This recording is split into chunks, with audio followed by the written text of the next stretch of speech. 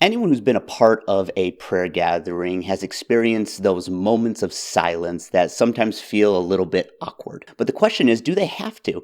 And how can silence actually be a catalyst for effective prayer? We talk more about that in this video.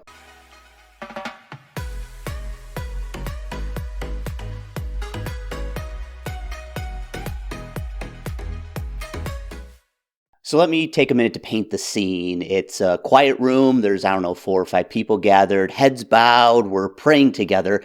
And 30 seconds goes by, and then a minute goes by, and a minute and a half. What do you start to feel in those moments? If you're like most people, you probably have a heightened sense of awareness. You're hearing every little shuffle in the seat. You're probably noticing that there's like an awkwardness in the room.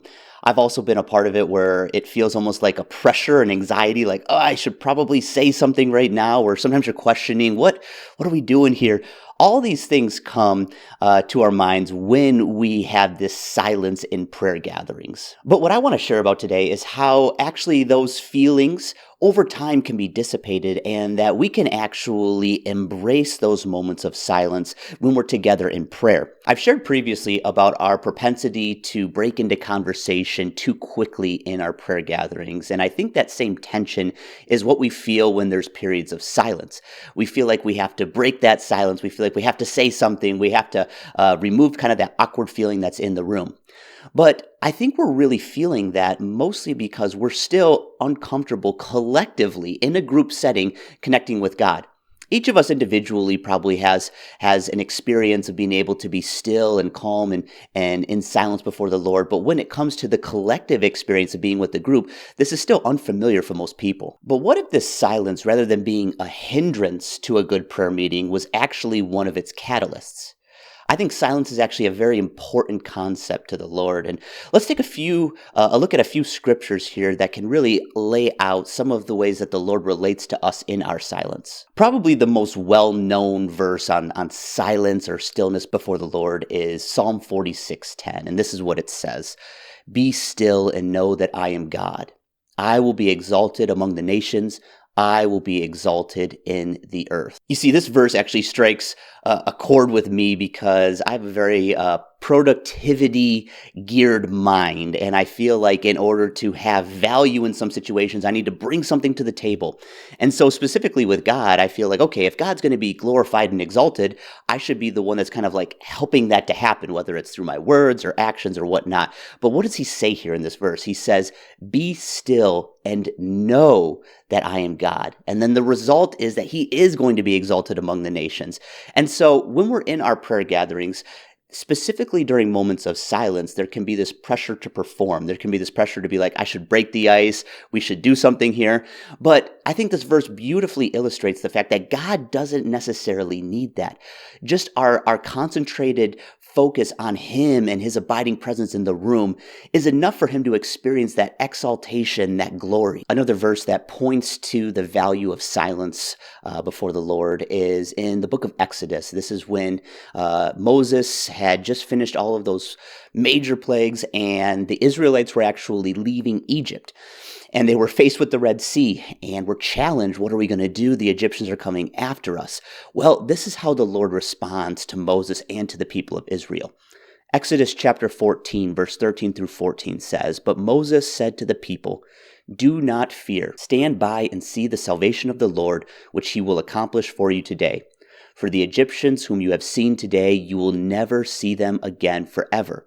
The Lord will fight for you while you keep silent.'" So once again, we see that the Lord is actually using the silence of his people to be sort of a gateway. He's saying, you know what? You don't always have to be the one that is producing, that's making something happen. In this case, he said, just be silent and I'm going to fight on your behalf.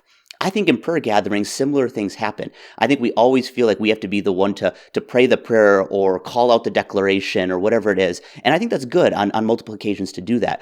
But there are times where we just need to embrace the moment, embrace the presence of God in the room, embrace the silence that's there, knowing that the Lord is fighting on our behalf. So we've explored the internal conflict that we feel during prayer gatherings when there's silence. We've looked at some of the ways that the Lord values silence from the scriptures. others, let's now take a look at how we can rethink silence in our prayer meeting. I believe that one of the primary reasons we dislike those moments of silence is because there feels like there's a void, a vacuum that needs to be filled. The problem is we take it upon ourselves to believe that we have to be the one that inspires whatever fills that vacuum. That's not the case. I believe that it is our job and our responsibility to wait on the Lord. It is the Holy Spirit's job to inspire us what to pray. And then it becomes our job again to walk in obedience and pray what that thing is. So rather than feeling like you have to muster up some sort of inspiration or break the ice in the prayer gathering, I want to encourage you to explore just sitting and being still and quiet and allowing that part of the equation to be placed upon the Holy Spirit to inspire what we're called to pray. I think another reframing that we need to do within a prayer gathering, and really this goes for all Christian gatherings, but we'll focus on the prayer gathering here, is redefine what a successful prayer gathering looks like. I think oftentimes we view successful prayer gatherings as ones that are emotionally charged, they're exciting, there's a lot of people praying, it's dynamic, all of these different things. And guess what? I bet you there are plenty of times where the Holy Spirit shows up and that is what happens. But the external result of what a prayer meeting looks like, I don't believe that should be the main determiner of whether or not that prayer meeting was successful. What I mean is there could be plenty of opportunities where the Holy Spirit is actually drawing us into a place of silence and peace and calmness, and that He's actually wanting to work more through our silence, work more through our waiting and responding at the right moments than just this kind of barrage of excitement and prayer.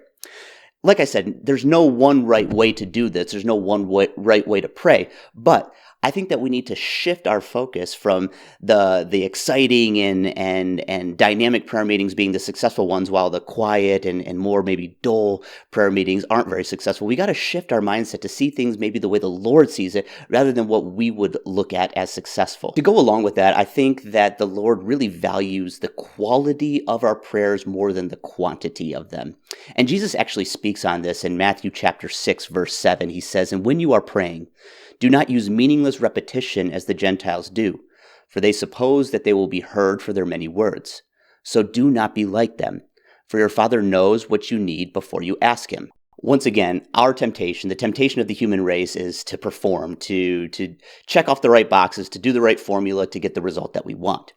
Jesus is inviting us to a different process here. He's saying it's not just performing in the sheer quantity of the words that you use that are going to get the answers you want to see in prayer, but it's actually, it's more of a quality thing. It's actually praying what God's putting on your heart. The Lord already knows your needs or the prayers that you're about to pray before you even ask Him. So using repetition is not the gateway to success.